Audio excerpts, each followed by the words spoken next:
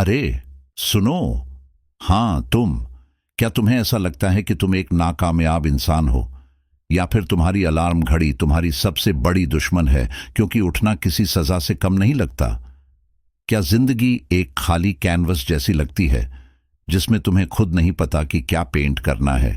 अगर इन सवालों का जवाब हाँ है तो मेरे पास तुम्हारे लिए एक खबर है। तुमने अब तक अपना इकिगाई नहीं पाया है। लेकिन ये इकिगाई है क्या? तुम सोच में पढ़कर पूछते हो। इकिगाई एक जापानी अवधारणा है जिसका मतलब है जीने का कारण, या आसान भाषा में वो चीज जो सुबह उठने पर तुम्हें स्नूज बटन को 17 बार दबाने से बचाए, या फिर यूं कहो कि जिंदगी का मकसद। अब अगर तुम सोच रहे हो कि अब ये इकिगाई खोजने के लिए बहुत देर हो चुकी है, तो फिर से सोचो। जॉर्जियो आर्मानी और क्रिश्चियन डियोर ने अपने ब्रांड्स की शुरुआत 41 की उम्र में की। डार्विन ने on the origin of species को 50 की उम्र में प्रकाशित किया। हेनरी फोर्ड ने मॉडल टी को 45 में लॉन्च किया। रीगन ने राजनीति में कदम 53 में रखा और कॉलोनल सैंडर्स ने अपनी पहली केएफसी आउटलेट 62 की उम्र में खोली। अब भी सोचते हो कि बहुत देर हो गई है? तो 4 बार फिर सोचो। तो इससे पहले कि तुम ड्रामा करते हुए बीच में ही छोड़ने का फैसला कर लो, ये जान लो, ये तुम्हारा सबसे बेवकूफी भरा कदम होगा। इसके बजाय और गहराई में जाओ। तुम्हारा इकिगाई बाहर कहीं है, तुम्हारे आत्मसंदेह के समुद्र में छुपा हुआ खजाना। हर किसी का इकिगाई होता है। कुछ ने इसे खोज लिया है और कुछ तुम्हारी तरह अभी भी तलाश में है। यहां एक छोटा सा राज है। तुम्हें इकिगाई खोजने के लिए अरबपति, आविष्कारक या रॉकस्टार होने की जरूरत नहीं है।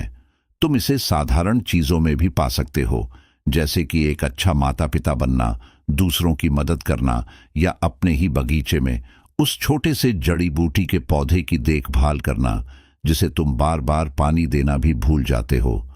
जानते हो इकिगाई खोजने में क्या मुश्किल पैदा कर रहा है? तुम्हारा फोन। हां, हमारी आधुनिक जीवन शैली ने हमें व्यस्तताओं के चक्रवात में फेंक दिया है।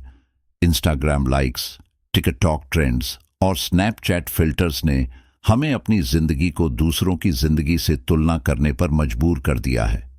सोशल मीडिया कहता है कि अगर तुम अमीर, प्रसिद्ध या समुद्र में किसी नौका पर ऐश नहीं कर रहे हो तो तुम अपनी बेस्ट लाइफ नहीं जी रहे हो। परंतु सच्चाई तो ये है कि ये सरासर झूठ है। कुछ सीखो ओगिमी, ओकिनावा, जापान के निवासियों से, जहां लोग दुनिया में सबसे लंबे समय तक जीते हैं। इकिगाई किताब के लेखक एक्टोर गार्सिया और फ्रांसिस्क मिरालिस ने इस छोटे से शहर के निवासियों का गहन इंटरव्यू किया। उनका राज क्या है? स्वस्थ भोजन, व्यायाम और सबसे महत्वपूर्ण, खुशी और संतोष। उनकी सलाह: चिंता मत करो, व्यस्त रहो, लेकिन खुद को थकने मत दो। अपनी मित्रता को फलने फूलने दो। सकारात्मक रहो, मुस्कुराने और हंसने के बहाने खोजो। प्रकृति के करीब रहो और सबसे महत्वपूर्ण, अपना इकिगाई खोजो।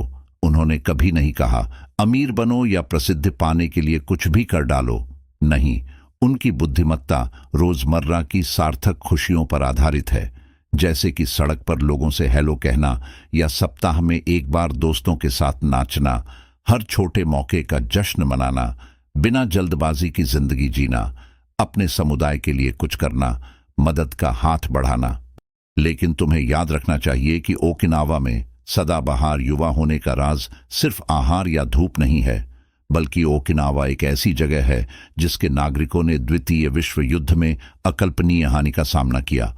उनका मूल मंत्र: 7 बार गिरो पर 8 बार उठो। जिंदगी एक ऐसी बाजीगरी है जहां पर आप उसके भरपूर मजे लीजिए, पर उन मज्जों को खुद पर हावी मत होने दीजिए। बौद्ध धर्म और स्टोइसिज्म हमें याद दिलाते हैं, बदलाव से मत डरो, उसे अपनाओ। अपने सबसे बुरे डर का सामना करो। जो तुम्हारे नियंत्रण से बाहर है उसे जाने दो, और जो तुम बदल सकते हो उस पर ध्यान केंद्रित करो। जापानी बुद्धिमत्ता कहती है, जिंदगी की कमियों में ही सुंदरता खोजें। वाबी साबी, हर उस पल को संजोएं जो कभी वापस नहीं आएगा। इचिगो इचिए, और अपने जीने का कारण इकिगाई ढूंढ निकाले।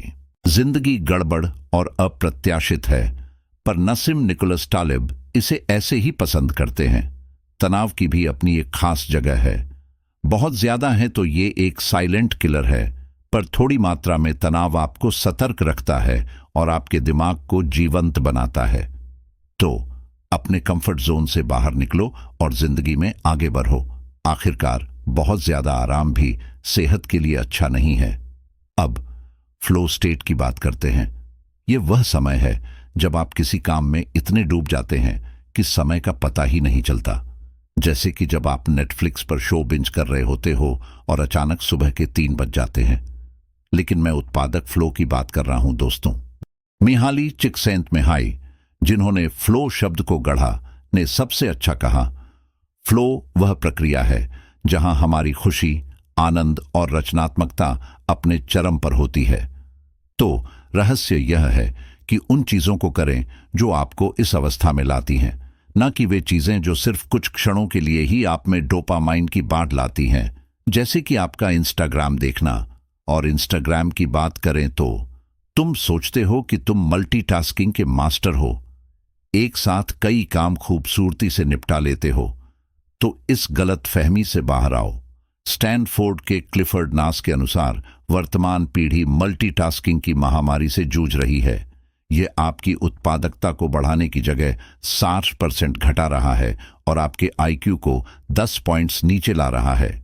तो अगर तुम अपना इकिगाई खोजना चाहते हो, मल्टीटास्किंग छोड़ो, एक समय में एक चीज पर ध्यान केंद्रित करो और फिर देखो जादू।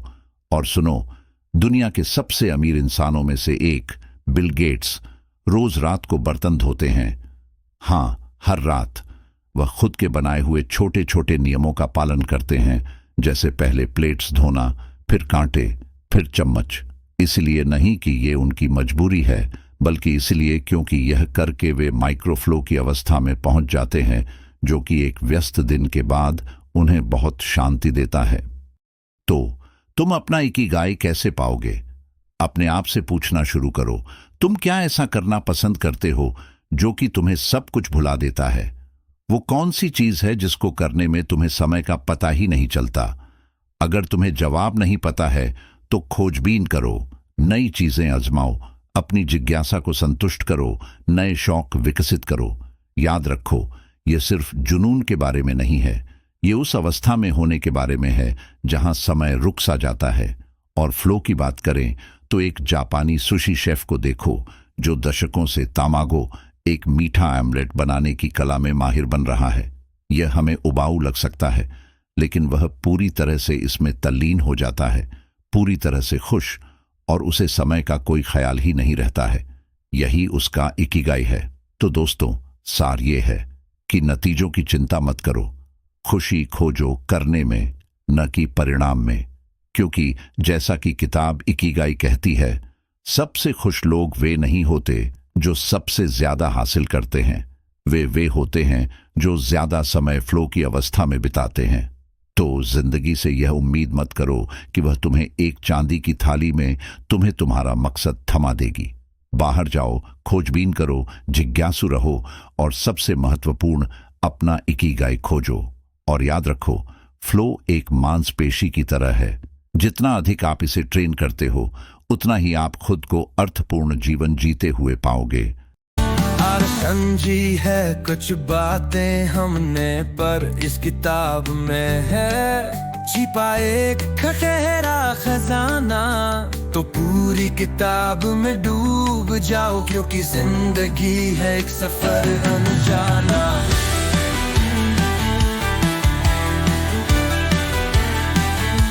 पढ़ने पर तुम सपने सजाओ, हर शक को है दूर भगाना। अगली मुलाकात तक याद रखना, अब सर के संग है अब हमेशा मुस्कुराना।